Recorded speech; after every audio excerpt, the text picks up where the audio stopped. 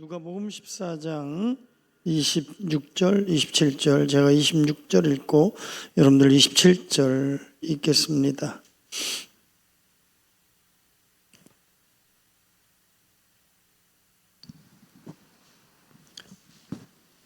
물은 내게 오는 자가 자기 부모와 처자와 형제와 자매와 더욱이 자기 목숨까지 미워하지 않으면 능히 내 제자가 되지 못하고, 누구든지 자기 십자가를 지고 나를 따르지 않는 자도 능히 내 제자가 되지 못하리라. 아멘. 아멘. 가치혁명 5가, 존재혁명 마지막 5가 존귀한 삶의 진정한 의미라고 하는 제목으로 말씀을 나눠보겠습니다. 인간에게 있어서 가장 중요한 질문은 나는 과연 누구인가? 내가 왜 사는가? 무엇 때문에 사는가라고 하는 삶의 이유와 목적이죠. 1997년 IMF를 맞이하면서 떵떵거리며 잘 나가던 중소기업 사장들이 회사가 도산하면서 집단 자살, 그래서 40대 젊은 중년들이 자살 소동이 일어났습니다. 심지어는 일가족이 차를 타고 강에 뛰어들기도 하고 연탄가스를 켜놓고 죽기도 하는 이런 소동이 일어났습니다. 그들은 왜 이 삶을 마감했을까? 많은 사람들은 빚 때문에 그렇다, 꿈의 상실 때문에 그렇다, 여러 가지 이유 얘기를 합니다. 그렇습니다. 어쨌든 중소기업 사장들이 돈을 빌려서 이제 회사가 번창하면서 고생 끝 행복 시작이라고 생각을 했어요. 그리고 열심히 산 결과로 이제 많은 부를 얻게 되었죠.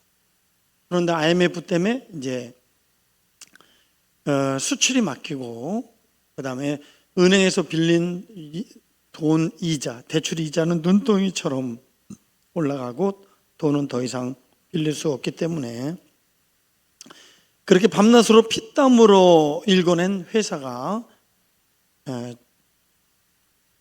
부도를 맞이하게 됩니다. 그런데 왜 자살했을까? 그 원인은 뭘까? 사실은요, 여러분들 한번 잘 생각해 봐요. 삶의 진정한 이유와 목적을 잘못 알고 살았기 때문에 그래요. 그 사람들은 자기 모든 삶의 존재 가치, 목적을 회사에 둔 거예요. 이 회사만 잘 되면, 성공하면 행복할 것이다. 삶의 이유와 목적을 회사에 둔 거예요. 근데 그 회사가 부도나니까 삶의 이유와 목적을 상실한 거예요. 그래서 자살을 선택할 수밖에 없었죠. 이렇게 잘못된 삶의 이유와 목적을 추구할 때 인간에게 나타나는 삶의 모습입니다. 그래서 과연 나는 누구이며 왜 살아야 되는가라고 하는 이 실존적 질문에 대한 확실한 답을 찾지 못하면 인생은 방황하게 돼 있어요. 그러다가 이제 인생을 살다가 갑자기 내가 감당하지 못한 어떤 어려움, 또 사랑하는 사람의 배신, 그리고 삶의 큰 위기 앞에서 그들은 삶을 포기할 수밖에 없어요. 그러니까 우리는 인생을 살 때 먼저 우선적으로 해야 될 것은 나는 누구이며 정체성, 내가 살아갈 이유와 목적이 뭐냐, 삶의 목적을 분명히 확실하게 아는 것이죠. 참 안타까운 사실은 제가 그 학사장교로 갔을 때 정말 빡세요. 전 세계에서 가장 짧은 6주 기간 속에 나를 따르라, 삼사관학교의 표어죠. 30명의 부하가 있는 거죠. 한 명의 소대장에게는 30명의 부하가 있어요. 잘못 따르면 다 죽는 거예요. 실제로 그런 일이 일어났어요. 6.25 때. 또 제가 27사단 78년대에 있었는데 한 소위 이제 막 훈련받고 자대에 배치된 쏘이가 이 폭발물을 잘못 처리해서 뻥 터져서 거기서 몇 명이 죽는 어처구니 없는 사고가 일어났습니다. 결국은 그 소대장이 잘못 처리했어요. 일정한 선을 긋고 공병대를 불러 처리해야 되는데 이거 불바탕 맞는가 하고 건드리다가 팡 터졌단 말이에요. 저는 그때 27사단 사단에서 교육받고 있었는데 빵 하는 소리가 나는 거예요. 난리 났죠. 근데 제가 이제 삼사관학교에서 훈련 받으면서 이를 악물고 특히 이제 토요일 날 되면 이 4km 군장, 실제로 군장을 메고 이제 그 연병장, 그러니까 삼사관학교 전체 이제 담벼락 중심으로 트랙을 한 4km 뛰는 거예요. 그러고 나서 그걸 완주해야 이제 토요일부터 이제 휴식을 취하게 되고 면회도 되고 이러는 거예요. 근데 항상 한 2km 지점에 이 날매기 언덕이 있어요. 거기가 고비예요. 거기서 낙오되는 애가 많아요. 그러면 뭐 휴식도 못하고 뭐 면회도 못하고 이러는 거죠. 이를 악물고 뛰는 거죠. 그러면서 이제 6주의 교육을 마치고 6만 볼트의 소위를 다는 영광스러운 날이 그 다음 날이었는데 우리 동기 하나가 세면장에서 자살해서 죽었어요. 충격적인 일이 일어났어요. 그래서 이제 헌병대가 와서 조사하는 가운데 그의 수첩이 하나 발견됐어요. 그러면서 여태까지 이렇게 뭐 고생하고 살아보진 않았고 인간 이하의 취급을 당해본 적도 없고 뭐 빡세죠.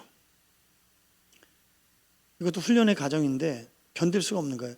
이게 인생이라면 내가 살아갈 이유가 있을까? 그러면서 가톨릭, 불교, 기독교를 다 가봤어요. 근데 거기에 대해서 삶의 이유와 목적에 대해서 확실히 답을 주는 사람이 없었어요. 멘토가 없었겠죠. 뭐 시간도 없었고. 그래서 그의 수첩에 결론적으로 미안해요, 엄마, 죄송해요. 나는 왜 사는지 모르겠어요. 삶의 이유와 목적을 모르겠어요. 차라리 이렇게 살 바에는 저는 더 이상 내 삶을 살아갈 자신이 없어요. 그리고 자살을 했단 말이에요. 결국은 뭐냐? 내가 누구이며 왜 사느냐? 삶의 이유와 목적을 제대로 알지 못하고 살면 방황. 결국은 삶의 위기 속에서 포기할 수밖에 없는 거죠. 자, 그래서 우리는 가장 근본적인 질문이 나는 누구인가? 내 삶은 어떤 의미가 있는가라는 것이죠.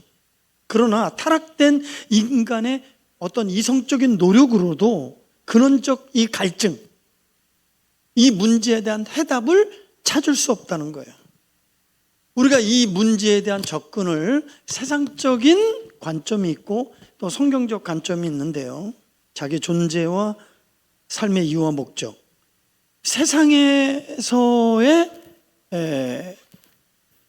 가르침은 많은 소유, 그리고 어떤 능력을 가졌냐, 그 다음에 너가 성공했냐 안 성공했냐, 이런 것들이 인간의 가치를 매기는 거예요.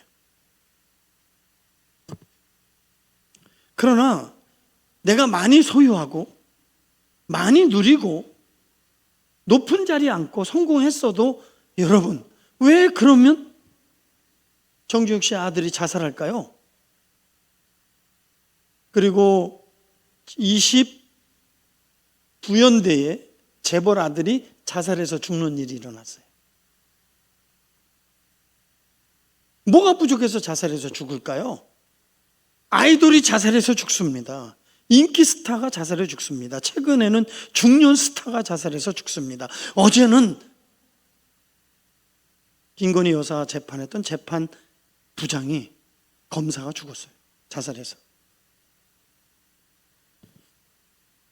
그러니까 우리 인간의 존재의 삶의 이유와 목적은 이 세상에서는 실력, 능력, 성공, 외모, 이런 것들로 우리의 가치를 매기지만 이것들로 진정한 삶의 의미와 답을 주지 못한다는 거예요. 우리는 성서적 관점에서 참된 자기의 존재와 삶의 이유와 존재를, 목적을 발견할 수 있다는 거예요. 우리가 자기 존재와 삶의 이유와 목적을 발견하기 위해서는 창조주 하나님 안에서만 발견할 수 있습니다. 두 번째, 우리에게 찾아오신 예수 그리스도를 통해서만 발견할 수 있습니다. 자, 우리의 핵심 키워드, 참된 발견을 위해서 키워드는 뭐냐? 인간의 관점, 인간 중심의 관점에서 벗어나 하나님 중심의 관점에서 바라볼 때 그때서 비로소 발견될 수 있습니다. 자기 중심, 인간 중심, 인간의 관점으로 아무리 찾고 찾고 노력해도 발견되지 못해요. 우리 하나님의 관점으로 바라볼 수 있는 영적인 안목이 열려야 될 줄 믿습니다. 그러면 창조주 하나님 안에서의 자기 존재, 삶의 이유와 목적을 발견하게 될 때 우리는 어디서 만나봐야 되느냐 하면 창세기로 돌아가서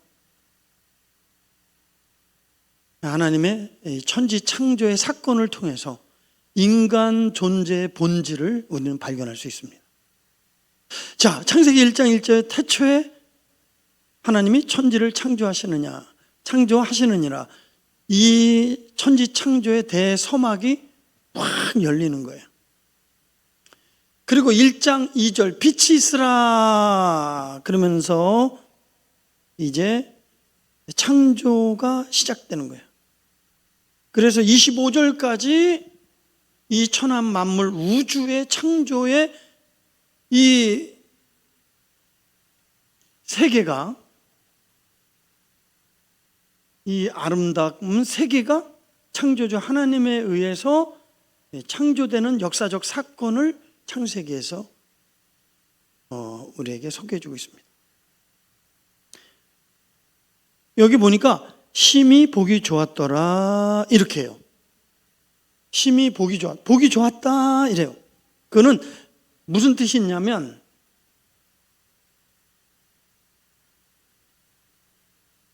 포부라는 뜻인데 심히 마음에 든다, 완전하다, 매우 좋다 이런 뜻을 갖고 있어요.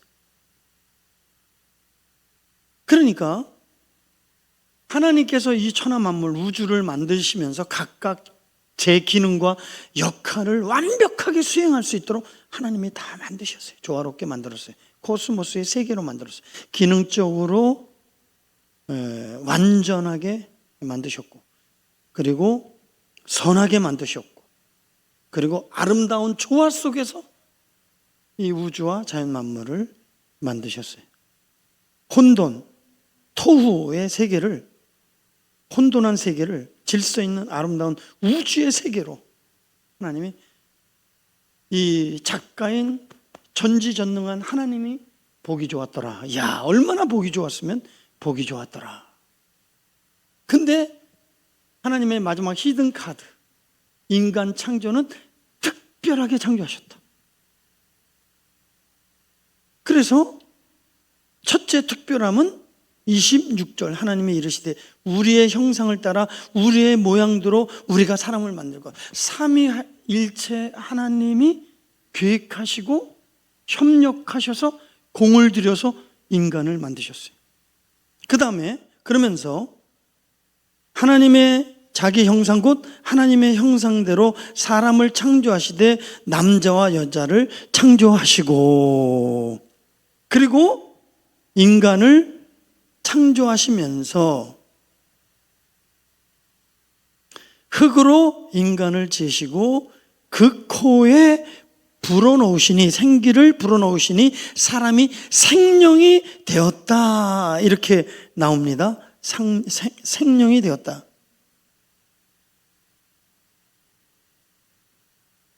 베테시아야, 살아있는 영혼. 그러니까 인간은 특별하게 만들었는데, 잘 들어보세요. 특별한 존재로 만들었어요. 흙으로 인간을 만드시고 거기에다 하나님의 생명을 불어넣으셨어요.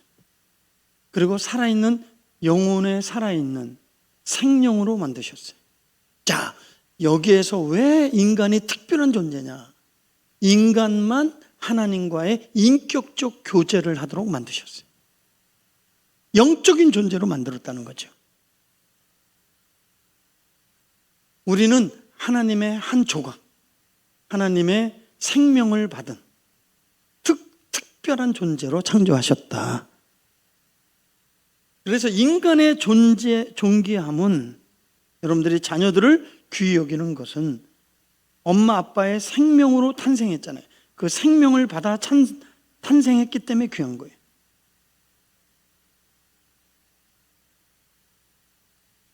하나님이 우리를 창조하실 때 특별한 존재로, 따라합시다. 심히 보기 좋았더라. 아멘. 하나님의 마음에 꼭 완벽하게, 완전하게, 아름답게, 선하게 하나님이 만드셨어요. 이 자체가 인간의 존귀함의 본질이 여기 있습니다. 인간의 존귀함의 본질이 하나님이 만드셨다. 하나님의 형상. 그래서 이마고 데이, 우리는 이마고 데이에서 인간의 근본적인 존재의 가치, 존귀함을 찾는 거예요. 이마고 데이. 따라합니다. 이마고 데이. 나는 하나님의 형상이다. 시작. 예. 하나님이 만드신 하나님의 이마고 데이, 하나님의 한 조각, 하나님의 특별히 하나님을 닮은 존재, 이걸 누가 망가뜨려? 그러니까 전 세계가 나온 미술 작가 누구지?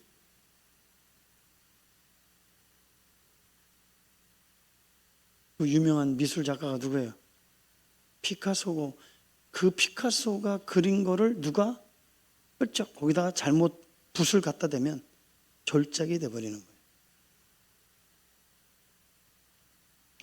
여러분들이 어떤 모습으로, 어떤 현상으로 창조되었든 간에 나는 하나님의 작품이다. 그런데 이렇게 이마고 데이, 하나님의 걸작품. 따르다 나는 하나님의 걸작품이다. 할렐루야. 그런데 인간의 존귀함의 상실이 어떻게 해서 이루어졌느냐? 사단의 유혹과 인간의 탐욕. 그래서 마귀가 틈타게 함으로 마귀에게 사로잡혔어요. 마귀가 접선해서 심령의 베이스 캠프를 치고 인간을 통제하기 시작한 거예요. 그 마귀가 접선하게 한 것은 뭐냐? 인간의 교만과 인간의 탐욕입니다. 그 교만과 탐욕은, 성경은 죄요. 그 죄에 접선하는 게 마귀요. 그걸 통해서 우리를 통치하고 지배하는 것이 마귀의 역사입니다. 마귀 아래, 마귀의 통치 아래서는 절대 우리의 삶이 참 평안, 참 사랑, 참 기쁨 누릴 수 없습니다.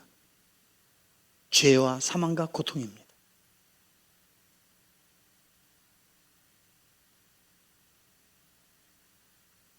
근데 인간의 가장 큰 비극은 그 죄 때문에 이런 현상이 왔잖아요. 권세, 부족, 즐거움의 상실, 물질의 결핍, 죽음의 도래. 이 죄의 결과예요. 죄와 사망과 심판이죠. 그러나 그거보다 더 무서운 건 뭐냐면 하나님과의 교제 단절이에요. 인간에게 있어서 가장 큰 저주는 하나님과의 단절입니다. 그 단절되면서 우리를 존귀하게 창조하신 분이 누구죠? 우리를 존귀하다라고 우리를 규명한 분이 누구예요? 나예요? 세상이에요? 하나님인 줄 믿습니다. 너는 존귀한 존재, 너는 특별한 존재다. 나에게 특별한 존재다.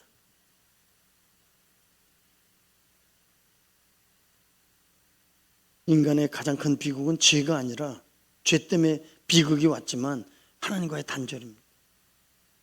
하나님과의 단절이 인간의 가장 큰 비극이고 존재를 상실하게 만들었던 원흉입니다.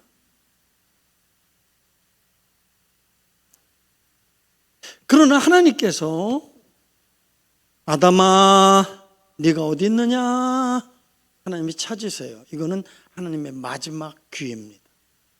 하나님이 기회를 주시는 거예요. 그러면 죄에서 살 길, 다시 축복으로 나갈 수 있는 것은 회개밖에 없는 줄 믿습니다. 그러나 아담아 어디 있느냐? 하나님이 기회를 주는 거예요. 네가 무엇을 했느냐? 그때 변명하고 핑계대고 정가시키는 거예요. 저 여자 때문에. 여자는 마귀 때문에.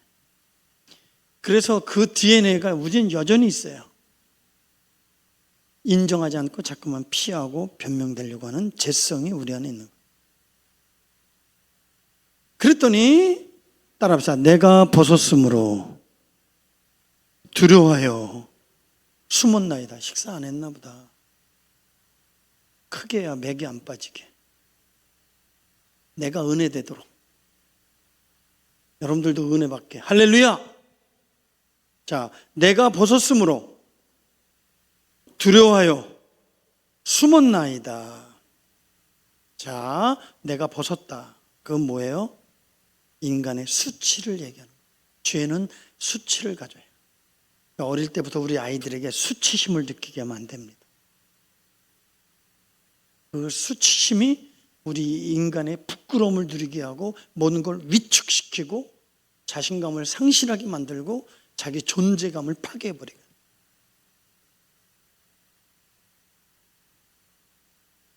내가 벗었으므로 두려워하여. 죄의 결과는 두려움이에요.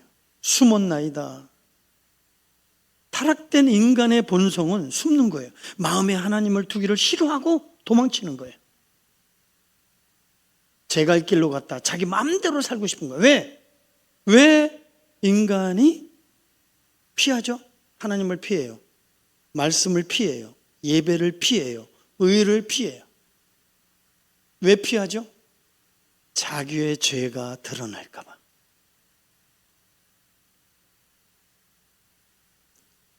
자기의 상태가 드러날까 봐 두려운 거예요. 사랑하는 성도 여러분, 인간의 그 존귀함 회복은 인간의 노력으로, 인간의 어떤 수단으로 절대 되어질 수 없습니다. 헛된 시도입니다. 인간의 방법으로는 자기의 수치를 가리려는 본능적 노력이 다 헛된 거예요.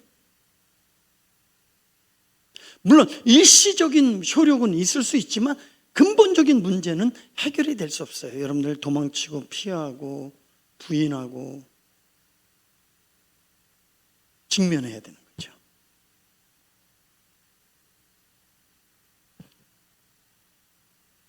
인간이 내가 누구이며 왜 살아야 되느냐는 이 근본적인 삶의 아주 실존적 가장 중요한 이 질문의 답은 창조주 하나님을 만나야 되고, 두 번째 뭐죠? 우리를 찾아오신 예수 그리스도 안에서만이 참된 발견이 있다.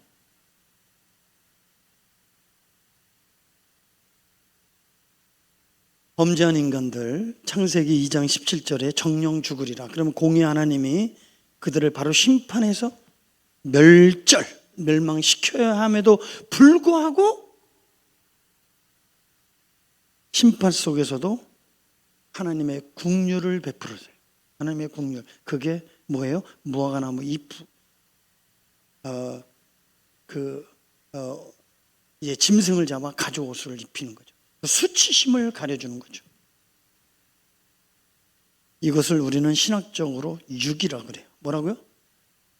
유기. 유기와 은혜는 차이가 있는 거예요. 유기는 남겨두다, 버려두다 이런 뜻인데 죄, 심판, 저주에 그냥 버려두는 거예요. 그걸 유기라 그러는 거예요. 신학적으로. 그래도 유기 가운데 아직도 희망이 있어요. 심판에서 지옥으로 떨어버리면 재판하고 끝나버리는 건데 유기는 아직 기회가 있는 거예요. 하나님이 그것이 하나님의 공의 가운데 베푸시는 국률입니다. 은혜는 뭐냐면 유기와 은혜의 차이는 은혜는 바로 따라보다 죄에서 건져주고 의의 길을 걷게 하고 구원에 이르도록 하나님께로 인도는 게 은혜예요. 유기는 내버려두는 그 마음에 상실한 대로 내어버려두사. 바울이 마음을 강박하게 했다 하나님이 아니 그거는 하나님의 마음을 그게 내버려두는 유기예요. 유기. 야, 네 마음대로 해봐. 바로야, 네 마음대로 네 고집 부리고 화를 내고 욕심 부리고 여전히 너가 징계 가운데서도 깨닫고 회개하지 못해? 그럼 네 마음대로 해봐. 그 결과는 심판이고 멸망입니다. 결국은 그렇죠? 홍해에서 수장해서 제국의 한 나라가 몰락해버리는 거예요. 바로의 교만 때문에. 그러면서 하나님께서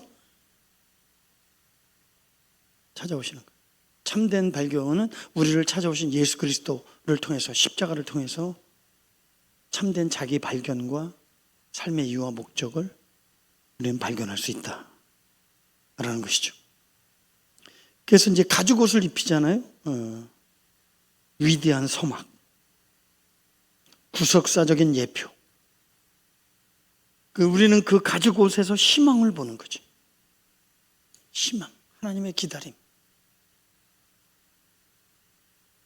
구속사적인 예표, 가죽옷, 한 희생. 그래서 이제 이렇게 대조적으로 할 수 있어요. 인간의 노력, 결국은 뭐예요? 식물의 잎. 인간의 노력으로, 근원적으로 금방 시들어. 자력으로는 구원할 수 없어. 해결할 수 없어. 근데 하나님의 방편은 동물의 가죽, 피 흘림을 상징하는 거죠. 그럼에도 불구하고 하나님이 인간에게 긍휼을 베푸시는 거예요. 은혜를 베푸시는 거예요. 그럼에도 불구하고 하나님이 우리를 기다려 주시는 거예요. 그럼에도 불구하고 하나님이 우리에게 은혜를 베풀어 주시는 거예요. 그리고 그 하나님의 사랑은 영원히 변함이 없고 가죽옷은 바로 예수 그리스도가 어린 양이 되어서 예수님의 옷을 입혀주는 거예요. 우리는 천루역경에 보면 이런 거죠. 저거는 옷을 입혀주는데 예수님의 의의 옷을 입혀주는 거예요. 네? 어린 양의 가죽을 딱 입혀주신다. 예수님의 생명의 옷을 입혀주는 거예요. 저 옷을 보고 심판이 피해가는 거예요. 왜? 어린 양의 피를 보고 유월절, 죽음의 장, 심판의 장이 넘어가듯이 이 의의 옷을 입은 자만 하나님의 심판을 피하는데 요한계시록에 나와요. 첫째 화가 있으리로다. 인친 자는, 입 맞은 자는 해하지 말라. 그게 바로 그거예요. 오직 이 의의 옷을 입은 자만이 천성에 입성하는 거예요. 할렐루야. 증표로서 성령의 인치심, 자유, 두루마리, 약속, 언약의 백성 되는 것이죠.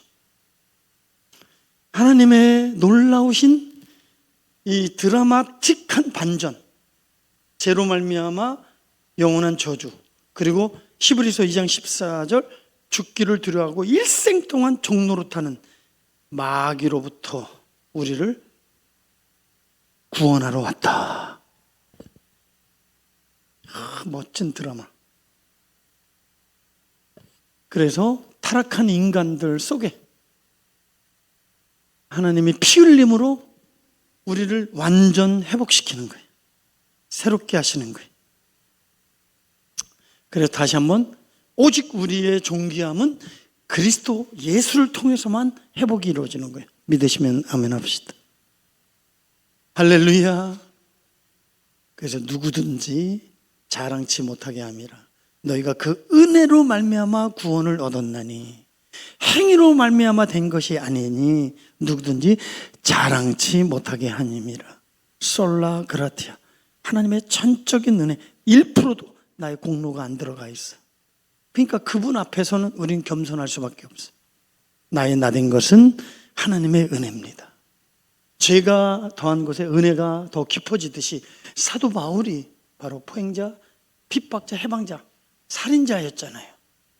예수 믿는 자들을 앞장서서 잡아서 죽이는 자였잖아요. 죄인 중에 자기가 괴수였다, 우두머리였다 이렇게 얘기할 정도.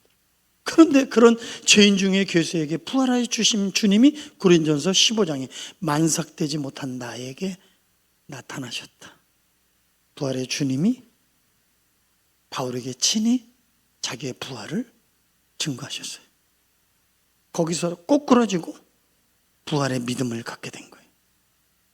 예수님은 메시아다. 예수님은 구원자다. 부활 신앙에 딱 이르니까 죽음조차도 영광이에요. 고난은 기쁨이에요. 그리고 주를 위해서 십자가의 길을 가는 것을 영광으로 알아. 나 같은 사람을 하나님의 거룩한 복음의 도구로 써주시니 하나님 감사합니다. 차원 높은 신앙이죠. 좀만 힘들고 어려우면 불평불만하고 그렇죠. 어떤 흑인 노예가 옛날 서부시대에 선교사가 이제 선교를 마치고 아프리카에서 마치고 돌아오는데 기차를 타는데 백인 주인이 흑인을 노예시장에서 사갖고 자기 농장에서 부리려고 데리고 가는데 젊은 한 흑인이 계속 주인의 말을 순종하지 가만히 있어 순종하지 않는 거예요. 그러니까 막 때리고 막 그러는 거예요. 야 너는 데리고 가면 골치 아프겠다. 차라리 너 같은 건 죽어 마땅하다고 칼로 확 내리치려고 그럴 때 선교사가 그 옆에 있다가 자기 손으로 꽉 막아서 손이 간통해 버렸어. 피가 철철철 흘려. 수습을 하고 그 주인에게 얼마 샀냐고 얘를 얼마 샀냐고 돈을 지불하고 얘를 자유를 줬어요. 그리고 뭐 말했어요. 이제는 너는 자유다. 네가 가고 싶은 곳으로 가라 그랬어요. 나는 갈 곳이 없습니다. 저를 거두어주세요. 이 은혜를 좀 갚을 수 있는 기회를 주세요. 가방 못질해도 좀 할 수 있게 도와주세요. 간청을 했어요. 가방 못질하고 이 선교사님하고 이제 선교를 하게 되는 거예요. 근데 선교 일을 하다 보면 힘들어요, 안 힘들어요? 힘들고 어려워요. 입이 이렇게 나와서 불평불만해. 덥다, 배고프다, 힘들다, 불평불만은. 그때 이 선교사는 아무 말도 안 하고 손만 내미는 거예요. 이렇게. 이 상처를 보고 자기의 목숨값이죠. 내가 이분의 선교사님의 은혜로 내가 살았잖아요. 이 조금 불편함이 그러면 안 되겠죠. 그분의 은혜가 너무 크잖아요. 내가 자유케 되었고 내가 구원받았고 그래서 다시 그 은혜를 생각하고 가방 못지 일을 열심히 하다가 또 힘들고 어려우면 불평불만하면 사랑하는 성도 여러분, 용서가 안 될 때, 힘들 때, 어려울 때 십자가 뭐지? 만져라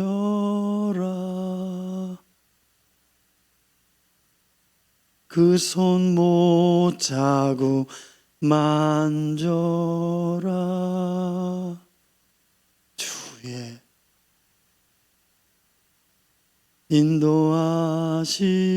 인도하시리 그 손 못 자고 만져 1절부터 한번 해봅시다. 박수 힘차게. 거친 세상에서 실패하거든 그 손 못 자고 만져라. 아멘.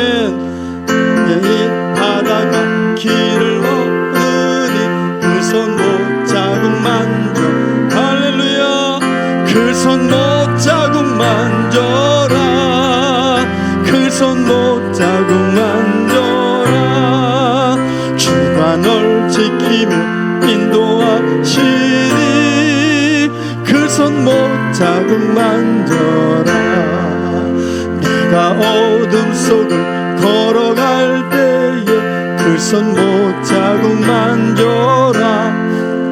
주가 참 평안을 내가 주리니 그 손 못 자국 만져. 힘있게 더 안전하게 주여. 아멘. 주가 널 지키며 인도하시리. 그 손 못 자국 만져라. 내가 부활의 주 따라가려면 그 손 못 자국 만져라. 내가 주 안에서 길이 살. 아멘. 못 자국 만져라. 그 손 못 자국 만져. 그 손 못 자국 만져라. 주가 널 지키며 인도하시. 그 손 못 자국 만. 회개만이 살 길이고 회개할 때 회복과 축복의 길이 열려질 줄 믿습니다. 회개하지 않고 변명하고 핑계대고 정가시키면 심판과 저주가 임하는 것이죠. 내가 잘못했습니다. 내가 범죄했습니다. 나를 용서해 주세요. 그랬으면 얼마나 좋았을까요? 다시 원 그림을 띄워주시고, 그래서 우리는 회복된 하나님의 자녀에게 부여된 3대 사명은, 첫째는 우리가 하나님 중심의 삶, 이거죠. 그분의 주권에 전적으로 순응해야 됩니다. 아멘. 나의 모든 것이 주께 있고 주님의 것이고 주님 마음껏 나를 쓰시도록 우리 자신들을 부인하고 정과 욕심을 못 받고 주를 따라야 됩니다. 그게 제자도예요. 여러분들이 읽은 본문의 말씀이 제자도의 근간이 되는, 나를 따라오려거든 이 제자도를 말씀하고 있는. 너 자신부터 빨리 부인해. 너 자신을 비워. 이런 거죠. 자, 그리고 우리는 그리스도와 연합이 중요하죠. 하나님과의 연합. 결국은 인간의 최고의 저주, 존귀한 존재의 상실의 근본적인 본질은 하나님과의 단절이다. 하나님과 단절될 때, 멀어질 때 우리는 점점점 추해지는 거예요. 우리는 변질되는 것이고 우리는 변해지는 거예요. 빛 대신 그분 앞에 가까이 십자가에 가까이 주님께 가까이 나갈수록 우리는 거룩해지는 거예요. 아름다워지고 회복이 일어나는 줄 믿습니다. 그리고 하나님의 나라를 위해서 거룩한 일꾼이 되는 거죠. 결론을 맺습니다. 우리는 이제 예수님이 가죽옷을 입혔듯이 이제 예수님의 옷을 우리에게 입혔다면 우리도 이웃을 향해서 우리도 그에게 용서의 옷, 의의 옷을 주어서 하나님의 길을 걷도록 용기와 힘을 줘야 될 줄 믿습니다. 다 같이 한번 읽겠습니다. 크게 마이크 아니 여기 다 같이 읽겠습니다. 세상의 어떤 성공이나 시작. 세상의 헛된 성공이나 사람의 인정에서 존귀함을 찾지 않겠습니다. 우리를 사랑하사 자기 아들을 아끼지 않으신 하나님의 그 크신 사랑 안에서 빛과 소금의 역할을 감당하는 왕 같은 제사장으로 살아가게 하옵소서. 더 이상 속지 맙시다. 마귀에게 속지 맙시다. 할렐루야. 하나님이 주신 은혜가 헛되지 않도록 지키고 이겨나가시기를 주의 이름으로 축복합니다. 하나님.